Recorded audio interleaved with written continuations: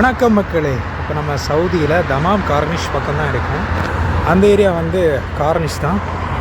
So இது நான் இருக்கிற லொக்கேஷன்லேருந்து 4 கிலோமீட்டர்ஸ் ஃபார். ஸோ சும்மா ஜாகிங் வந்துட்டு அப்படி என்னெல்லாம் இருக்குதுன்னு பார்க்க வந்தேன். ஸோ ஆல்ரெடி இந்த ஏரியா நான் விசிட் பண்ணியிருக்கேன், காரில் தான் அப்படியே இந்த ரோடை க்ராஸ் பண்ணியிருக்கேன். ஸோ அந்த தெரிகிறது தான் தமாம் பஸ் ஸ்டேஷன் அண்ட் இது மரீனா மால். ஸோ கார்னிஷ் அந்த பக்கம் இருக்குது. அந்த பக்கம் போக முடியுமான்னு பார்த்துட்ருக்கேன். அங்கே ஒரு ரவுண்ட் அபவுட் தெரியுது. அந்த பக்கம் சீப்ரா கிராசிங் இருந்ததுன்னா நம்ம அந்த பக்கம் க்ராஸ் பண்ணி போயிடலாம். ஸோ அந்த பக்கம் போய் உங்களுக்கு நான் காட்டுறேன். இதுதான் சவுதியோட கேஎஃப்சின்னு சொல்லலாம். இது பேர் அல்பைக்கு. இங்கே வந்து அது என்னது சிக்கன் நகட்ஸு அந்த மாதிரி நிறைய ஐட்டங்கள் கிடைக்கும். ரொம்ப டேஸ்ட்டாகவும் இருக்கும். ஆனால் கேஎஃப்சியோட பட்ஜெட் கம்மி. யூஏஇ அண்ட் இங்கே சவுதியில் எல்லாமே கேஎஃப்சியை விட இந்த அல்பைக்கு தான் க்ரௌடு ஜாஸ்தியாகவே இருக்கும். ஆக்சுவலாக என்ன கேட்டிங்கன்னா நான் ரெக்கமெண்ட் பண்ண மாட்டேன். ஆக்சுவலாக இதுவும் ஜங்க் ஃபுட்டு தான்.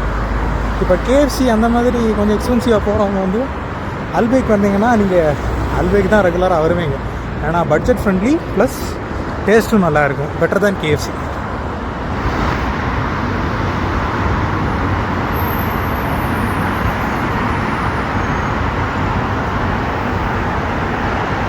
ஆக்சுவலாக இந்த ரவுண்ட் அபவுட் பக்கம் நம்மளால் க்ராஸ் பண்ண முடியாது. பெடஸ்ட்ரியன் கிராசிங் இருக்குது, ஆனால் இப்போ அதில் சிக்னல் வந்து வேலை செய்ய மாட்டேங்குது.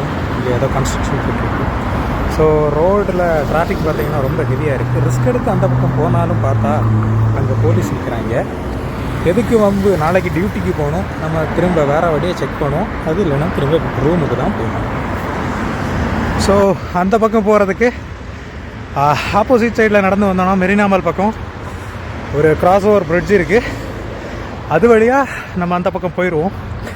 போயிட்டு அந்த பக்கம் வியூவை நான் உங்களுக்கு காட்டுத்தரேன். பட் ஆக்சுவலாக இங்கே டிரைவிங் எல்லாம் பார்க்கும்போது நம்ம ஒரு மாதிரி தான் இருக்குது.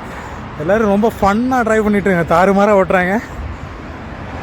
அதனால தான் அந்த பெடஸ்ட்ரியன் கிராசிங் இல்லாத இடத்துல க்ராஸ் பண்ணுறோம். இதுதான் அந்த டாப் கிராஸ் ஓவர் பிரிட்ஜோட வியூ.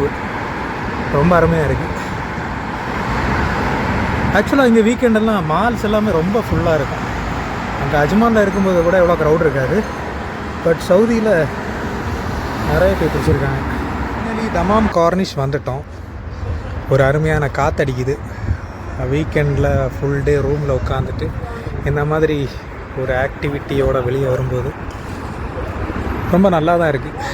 இந்த கார்னிஷில் ஒரு பியூட்டி என்னென்னா, இந்த அல் தவா ஆப்போசிட்டில் இருக்கிற சைடு வந்து ஸ்டேர்ஸ் போட்டிருக்காங்க.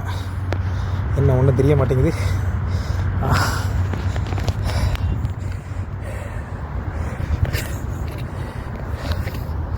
ஸோ நீங்கள் இறங்கியும் போய் பார்த்துக்கலாம்.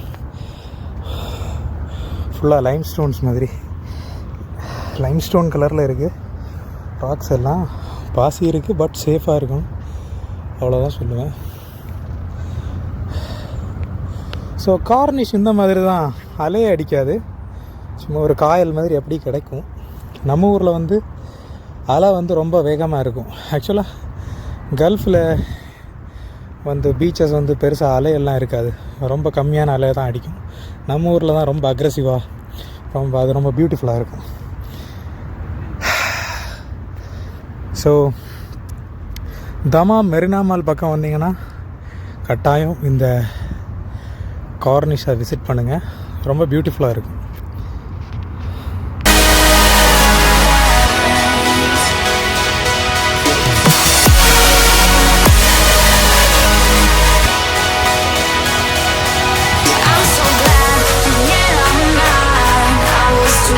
இந்த வீடியோ உங்களுக்கு பிடிச்சிருந்தா please like, share and subscribe voice of Pathfinder. And மறக்காமல் ஃபுல் வீடியோவும் பாருங்கள். டெய்லி நம்ம உடம்புக்கு ஒரு ஆக்டிவிட்டி கண்டிப்பாக கொடுங்க. 2 hours கொடுங்க, இல்லைனா at least 1 hour. Like walking, jogging, அந்த மாதிரி ஏதாவது ஒரு ஆக்டிவிட்டி கொடுங்க. நம்மளை நம்ம தான் பார்த்துக்கணும், வேறு யாரும் பார்த்துக்க மாட்டா. So stay healthy, stay safe and be awesome. See you next vlog. Until then, bye bye.